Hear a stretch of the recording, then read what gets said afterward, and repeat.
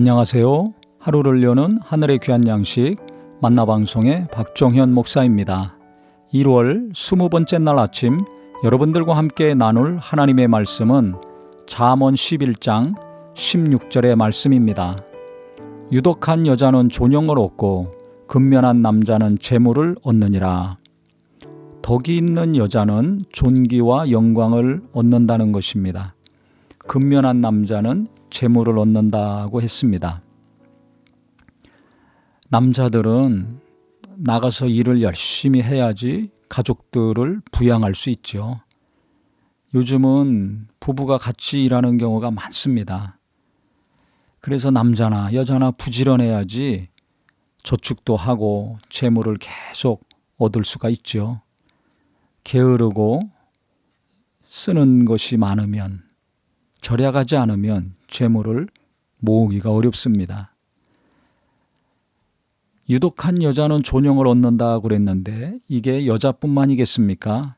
남자나 여자나 덕이 있으면 존귀와 영광을 얻죠. 이 유독하다라는 의미는요, 궁일이 여기다, 은총과 은혜가 있고 자비함이 있는 것을 말합니다. 이 덕이라는 것 자체가 도덕적, 윤리적으로 이상 실현을 위한 사려 깊고 인간적인 성품을 사전적으로 의미하는데요. 좋은 말이죠. 쉽게 얘기하면 은혜를 베푸는 삶, 자비를 베푸는 삶, 긍휼히 여기는 삶입니다. 그러니까 자기 중심적이고 따지기 좋아하고 손해는 절대 보지 않고 지면은 참지 못하고 이겨야지만 직성이 풀리는 사람들은 당연히 덕이 없는 거죠. 은혜가 없고 긍휼이 없습니다. 자비가 없습니다. 용서가 없는 삶이죠. 얼마나 삶이 힘들겠습니까? 본인도 힘들고 가까이 있는 사람들도 힘들고 하는 일마다 내가 원하는 대로 돼야지 되니까 얼마나 불쌍한 사람이 되겠습니까? 그래서 나 중심적인 사람, 이기적인 사람은 덕이 부족할 수밖에 없습니다. 사람이 중심이 돼야 되는데 물질이 중심이고 일이 먼저인 사람도 마찬가지죠. 사람이 어떻게 되든지 일만 잘 되면 되고 돈만 많이 벌면 된다라는 생각을 가지면 은혜가 없고 평안이 없게 됩니다. 하나님의 역사가 들어갈 틈이 없죠. 그렇기 때문에 우리가 이 땅에 살면서 됨됨이가 너무나 중요한데요. 내가 덕이 있으려면 하나님의 은혜와 사랑을 많이 체험하고 받아야 될 것이고 그 다음에 그것을 주변 사람들과 계속 나누는 것을 해야 될 것입니다. 어떻게 하나님이 은혜를 베풀어 주셨는가, 어떻게 용서해 주셨는가, 어떻게 불쌍히 여겨 주셨는가를 우리가 서로 나눌 때 그 은혜가 계속 흘러가죠. 그러면 나도 계속해서 하나님의 은혜를 고백할 수밖에 없고 내 가족이나 이웃들도 하나님을 가까이에서 하나님을 의지하는 자가 될 수 있을 것입니다.